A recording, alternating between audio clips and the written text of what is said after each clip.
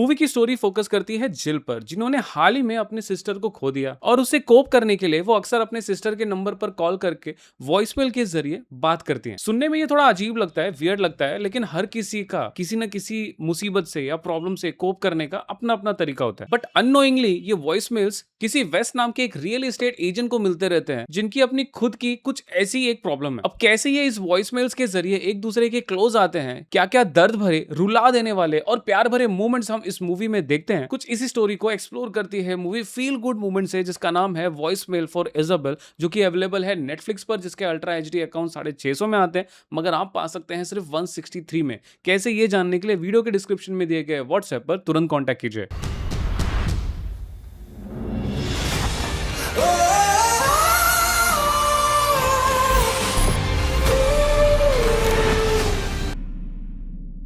Voicemail for Isabel को direct किया है लिया मैककेंड्रिक ने, जिन्होंने इस मूवी में वेस के बेस्ट फ्रेंड का भी काम किया है। And I must say I love the way this movie was directed and presented, और कैसे अलग अलग जगह पर हमारे आंखों में ऑलमोस्ट आंसू भर आते हैं, जिसके बारे में आगे बात करेंगे। फर्स्ट थिंग्स फर्स्ट, मूवी का ट्रेलर देखने के बाद में आई वाज लाइक 100% डिसाइडेड कि भैया इस मूवी को तो जरूर देखूंगा। ये मूवी मैंने 3 मेन रीजंस की वजह से देखी। पहला तो इसका ट्रेलर बहुत इंपैक्टफुल था, जान से भरा था, और दुख भरी मूवी होने के बावजूद भी ये मूवी खुशियों से भी भरी हुई थी। Now this created a urgency कि भैया इस मूवी को तो सबसे पहले देखना। सेकंड रीजन है इसकी लीड एक्ट्रेस जिल, प्लेड बाय ज़ोई डच, जिनको मैंने सबसे पहले दी आउटफिट मूवी में देखा था। अगर आपने आउटफिट मूवी नहीं देखी है ना भैया, मस्ट वॉच है, जरूर देखिए, मिस मत कीजिए। And last but not the least, वेस का रोल निभाने वाले निक रॉबिन्सन, जिनकी इससे पहले मैंने लव साइमन करके मूवी देखी थी। अगेन ये मूवी भी बहुत अच्छी है, नहीं देखा है तो तुरंत देखिए, जहां पे निक रॉबिन्सन की एक्टिंग थोड़ी बहुत मुझे कमजोर लगी, और इस मूवी में भी कहीं ना कहीं कमजोर लगी। सेम प्रॉब्लम था, पहले भी एक्सप्रेशंस का इशू था और इस मूवी में भी एक्सप्रेशंस का इशू था। मतलब इनके एक तरीके से सैड एक्सप्रेशन थे, बट शॉकिंगली एंड फॉर्चुनेटली इस मूवी में इनका सैड एक्सप्रेशन रिक्वायर्ड था। सो इनका ये प्रॉब्लम होने के बावजूद भी वो सैड लोग इस मूवी में काम कर जाता है, क्योंकि कैरेक्टर की कुछ वैसी डिमांड थी। वेस का एक दुखद पास्ट है, और वहीं पर जिल भी अपनी बहन को खो जाने के गम में है, और वो एक अच्छी शेफ बनकर लाइफ में आगे बढ़ना चाहती है। बट यहाँ भी प्रॉब्लम्स है। सो वो अपने गुजर चुकी बहन के नंबर पर कॉल करती है और उससे वो चीज फोन पर शेयर करती है, ठीक वैसे ही जैसे अपनी बहन के जिंदा होने पर वो कॉल्स पर उससे अपनी हर एक चीज शेयर करती थी। अब ये जिल का अपना तरीका था उसकी बहन के गुजर जाने के बाद में उसके गम को कोप करने के लिए। एंड मूवी स्टार्ट होने के 5 मिनट में ही, यानी कि exactly at the 5th minute,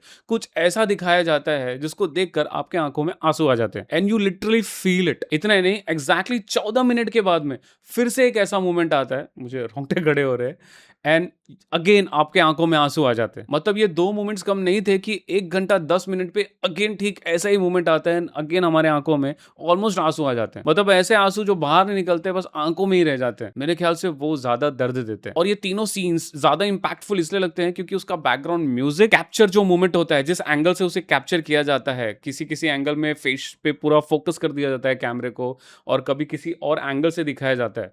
ये सारी चीजें जब एक साथ हिट होती हैं, you literally feel that, and that is why again I said इस मूवी की डायरेक्शन मुझे बहुत इंपैक्टफुल लगी। So last but not the least, ये भी कह सकता हूं कि मूवी में जितने भी कैरेक्टर्स है सबने बेहतरीन एक्टिंग की है, क्योंकि ऐसे इमोशनल मूवमेंट पर लाना ऑडियंस को काफी मुश्किल होता है। And the director did that not once not twice but 3 बार। अच्छा, ये मूवी ना 2 घंटे की है, 1.5 घंटा आप इसे बहुत एंजॉय करते हैं। मतलब हंसते भी हैं, रोते भी हैं, इमोशनल भी हो जाते हैं। मतलब दर्द भरे सीन्स है, खुशी भरे सीन्स है, बिछड़ने के सीन्स है, किसी के लाइफ में आने का एक्साइटमेंट, ऐसे भी सीन्स है, रोमांस है, फ्लर्ट है, दोस्ती है। 1.5 घंटा तक मतलब सब कुछ ठीक ठाक था, बट मूवी लास्ट के हाफ आवर में ही फेल हो जाती है, एंड लाइक ब्रूटली फेल होती है। आई मीन 1.5 घंटे में आपने बहुत सारी XYZ चीजें करके 2 लोगों के बीच में एक केमिस्ट्री लाया, उनके साथ में हमें भी जोड़ दिया, इतना जोड़ दिया कि हम रोने तक लग गए, इमोशनल हो गए, और 1.5 घंटे के बाद में उन दोनों के जो रिलेशनशिप को आपने बस यूं ही छोड़ दिया और ये दिखा दिया कि दोनों अपने अपने लाइफ में बिजी हो गए। सो ये सब काफी फास्ट था, वियर्ड था, और अजीब तरीके से दिखाया गया। And this is where I was disappointed in the movie, क्योंकि एंडिंग थोड़ी बेहतर हो सकती थी, और इसलिए